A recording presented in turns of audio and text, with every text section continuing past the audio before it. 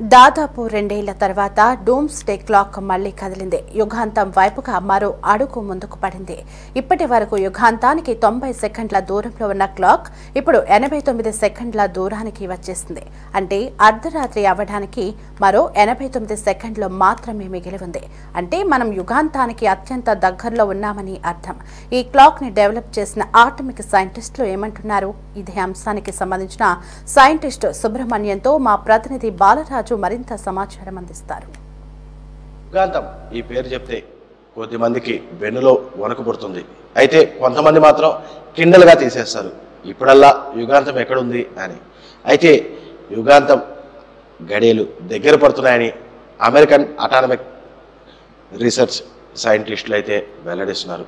అయితే 89 సెకండ్లు మాత్రమే యుగాంతానికి సమీపంగా ఉందంటూ కూడా ఇటీవల కాలంగా అమెరికన్ అటానమిక్ సైంటిస్టులు వెల్లడించిన పరిస్థితులు కూడా తెలుస్తున్నాయి. అయితే ఇవన్నీ కూడా వారు చేపట్టినటువంటి డూమ్స్ డే క్లాక్ ప్రయోగం ద్వారా కూడా ఇవన్నీ వెల్లడిస్తున్నట్లుగా కూడా చెప్తున్నారు.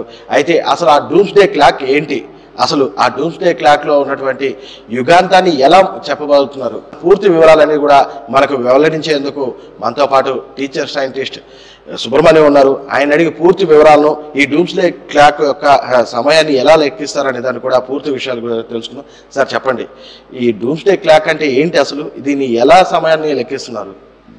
మామూలుగా డూమ్స్ డే అంటే అమెరికాకు చెందినటువంటి బులెటిన్ ఆఫ్ అటామిక్ సైంటిస్టులు కొంతమంది ప్రపంచ శాంతిని కోరుకునే వాళ్ళు కొంతమంది గ్రూప్గా తయారయ్యి వాళ్ళ ఒక క్లాక్ని కన్స్ట్రక్ట్ చేశారనమాట.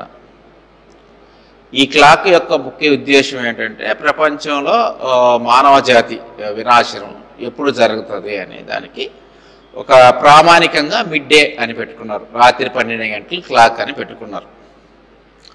వీళ్ళు వచ్చి ప్రపంచవ్యాప్తంగా తయారయ్యే అణువు క్షిపణులు, అణు యుద్ధానికి సంబంధించిన అణు పదార్థాల తయారీ కావచ్చు, ఇలాంటి వాటిని, అలాగే ప్రకృతి వైపరీత్యాలకు సంబంధించినటువంటి కొన్ని అంశాలని, అలాగే జంతువుల సంరక్షణకు సంబంధించిన ఇలాంటి అనేక అంశాలని ఆ సంవత్సరం లేదా గత సంవత్సరం కొన్ని పరిశీలనలను బేస్ చేసుకొని వాళ్ళు ఒక క్లాక్ని తయారు చేశారు. అంటే ఈ క్లాక్ ఒక టైంలో ఇప్పుడు 89 సెకండ్స్ అనుకో, నెక్స్ట్ ఇయర్కి పెరగచ్చు, 2 మినిట్స్ అవ్వచ్చు, లేదా నెక్స్ట్ ఇయర్స్ 50 సెకండ్స్ అవ్వచ్చు. ఇక్కడ సెకండ్స్ అంటే ఇప్పుడు మన వాచ్లో లాగా 89 సెకండ్స్ అయిపోతే మనం చనిపోతామని కాదు, అది ఒక పీరియడ్ అనమాట అది. కానీ వీళ్ళు 1947లో మొదటిసారి ఈ క్లాక్ మీరు స్క్రీన్ మీద చూసినట్టు 7 నిమిషాలని చెప్పినారు. తర్వాత 1949లో 3 నిమిషాలని చెప్పి ఉన్నది. అక్కడ 1953లో 2 నిమిషాలని చెప్పారు. కానీ 1997కి వచ్చేసరికి 17 నిమిషాలు అయింది, మళ్ళీ పెరిగింది. 2023కి వచ్చేసరికి 90 సెకండ్లు, ఆ నుంచి వచ్చేసి 2024కి వచ్చేసరికి 90 సెకండ్స్ అనమాట. సో ఈ క్లాక్ ఈ విధంగా, ఇదంతా ఏంటంటే న్యూక్లియర్ వెపన్స్, బయోడైవర్సిటీ, అక్కడ ఉన్నటువంటి పర్యావరణ సంబంధం, ప్రపంచవ్యాప్తంగా జరిగే పర్యావరణ మార్పులు, అలాగే ఆర్టిఫిషియల్ ఇంటెలిజెంట్, ఇలాంటి అనేక పరిశీలనలు తీసుకుని ఒక శాస్త్రీయమైనటువంటి ఒక మానవ వినాశనం, ఈ భూమి మీద జీవం నాశనం అవడానికి మనకి 89 సెకండ్లు మాత్రమే ఉందని చెప్పి 2025లో బులెటిన్ ఆఫ్ అటామిక్ సైంటిస్టుల గ్రూపు ఇది ప్రకటించడం జరిగింది. ఈ హెచ్చరిక ద్వారా మనము మానవ జాతికి ఒక మేలుకొల్పుగా వాళ్ళు చెప్తున్నారు అన్నమాట. అంటే వాతావరణంలో చాలా పెద్ద మార్పు జరుగుతూ ఉంది. ఈ భూమి మొత్తము ఒక దుప్పటి కప్పుకుంది. ఆ దుప్పటి వాయువులు CO2 అంటాం. ఈ CO2 ఏంటంటే సూర్యుడి నుంచి వచ్చే కాంతి భూమికి తగిలి మళ్ళీ వెనక్కి వెళ్ళేటప్పుడు ఆ CO2 ఈ హీట్ని పట్టుకుంటుంది, ఆ అణువులు. సో అది తొందరగా చల్లారదు అనమాట, అలాగే వేడిగా ఉంటుంది. అంటే రాత్రి అయిన తర్వాత మనం వెచ్చగా ఈ భూమి మీద సురక్షితంగా బతుకుతున్నాం అంటే CO2 ఉండబట్టి. CO2 లేకుండా తీసేస్తే మనం ఐస్ అయి సరిపోతాం.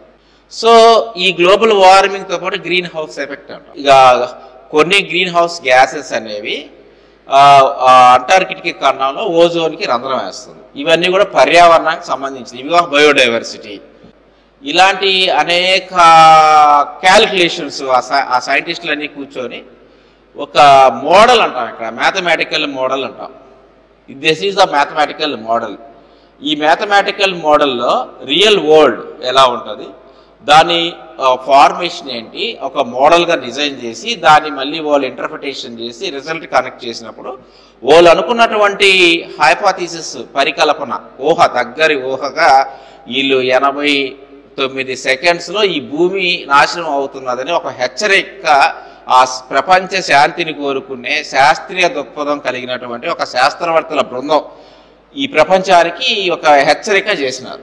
డూమ్స్డే క్లాక్ని మనము ఆదర్శంగా తీసుకొని అందరం కూడా ఈ ప్రపంచానికి పర్యావరణానికి విధ్వంసకరమైన పనులు చేయకుండా శాంతియుతంగా పర్యావరణానికి హాని చేయనటువంటి పనుల్ని శాస్త్రీయ దృక్పథంతో కళ్ళు తెరుచుకోవాల్సిన అవసరం ఎంతైనా ఉందని నేను బలంగా నమ్ముతున్నా. Thank you. అయితే ఇది చూసుకున్నట్లయితే 98 నుంచి కూడా 90 సెకండ్స్లోనే ఉండింది మొన్న 2004 వరకు కూడా. ఇప్పుడు 89 సెకండ్స్కి మారింది. దీన్ని ఎలా అంటే ఈ 89 సెకండ్స్ అంటే ఒక సెకండ్ని ఎంత టైం అనుకోవచ్చు. దాంతోపాటు ఏంటంటే ఇప్పుడు ఆ సమయాన్ని ఒకవేళ పెరగాలి అనుకుంటే ప్రభుత్వాలు ఏమన్నా చర్యలు చేపట్టాల్సిన అవసరం ఉందంటారా? అంటే ఇది ఈ సంవత్సరం 89 సెకండ్స్ వచ్చింది, ఇలా గత సంవత్సరం 90 సెకండ్స్ ఉండింది. మనం చూస్తే అక్కడ 53లో వచ్చి 2 సెకండ్స్ ఉన్నాయి, 1991లో 17 అంటే 17 నిమిషాలు పెరిగింది మళ్ళీ. ఇది ఎవరి చేతిలో ఉందంటే మనిషి చేతిలోనే ఉంది. మానవులందరూ కూడా ఈ పర్యావరణాన్ని విధ్వంసం చేయకుండా తగ్గిస్తే ఆటోమేటిక్గా ఇవన్నీ రేజ్ అవుతాయి. ముఖ్యమైన ఇష్యూ ఏంటంటే బాధ్యతగా ఉండడం, ప్రతి పౌరుడు శాస్త్ర దృక్పథాన్ని కలిగి ఉండడం, ప్రభుత్వాలు పిలిపించినప్పుడు స్పందించడం. ఇక్కడ రాజకీయాలు కూడా పర్యావరణాన్ని లేదు మానవుల్ని విధ్వంసం చేసి వేరే జీవరాశి నాశనం చేసే పద్ధతుల్ని మొత్తం ప్రజలు ఏకకంఠంగా ఎదుర్కొనేంత చైతన్యాన్ని కలిగి ఉండడం. ఇవన్నీ కూడా చాలా చదువుకోవాలి, దాన్ని శాస్త్రీయంగా మాట్లాడే వ్యక్తులు ఉండాలి.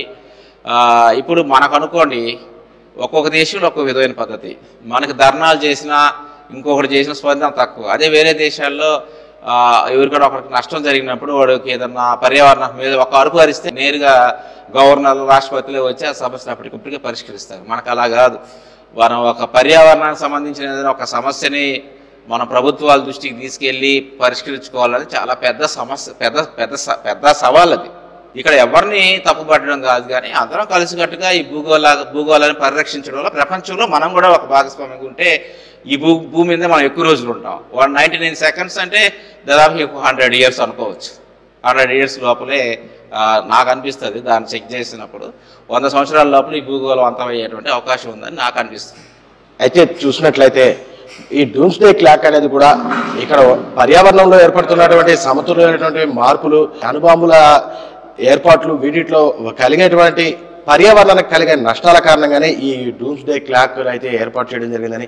అయితే ఈ డూమ్స్డే క్లాక్ మొత్తం కూడా ఈ పర్యావరణకి సంబంధించినటువంటి ఆ సమతుల్యతలను పూర్తిగా కూడా తెలియజేస్తూ వాటి కారణంగా భూగోళం అంతా కూడా అంతరించిపోతుంది, అంటే యుగాంతం వస్తుందంటూ కూడా ఈ అమెరికన్ అటానమిక్ సైంటిస్టులు తెలిపినట్లుగా కూడా ఇక్కడ ఉన్నటువంటి టీచర్ సైంటిస్ట్ సుబ్రహ్మణ్యం అయితే తెలుపుతున్న పరిస్థితి నెలకొంది. అయితే దీన్ని చూసుకున్నట్లయితే మొత్తం ఈ డూమ్స్డే క్లాక్ అంతా కూడా సమయం పెరిగే అవకాశం కూడా ఉందని, యుగాంతం అన్నది ఇప్పుడు ప్రస్తుత పరిస్థితులకు అంటే సైంటిస్టులు ప్రకటించిన విధానానికి కానీ చూసుకున్నట్లయితే ఒక 100 ఏళ్లలోనే ఉందని, అయితే ప్రభుత్వాలు దీనిపై ప్రత్యేక దృష్టి సారిస్తే మాత్రం ఈ సమయం పెరిగే అవకాశం కూడా ఉంటుందంటూ కూడా ఆయన వెల్లడిస్తున్న పరిస్థితి నెలకొంది. Over to studio.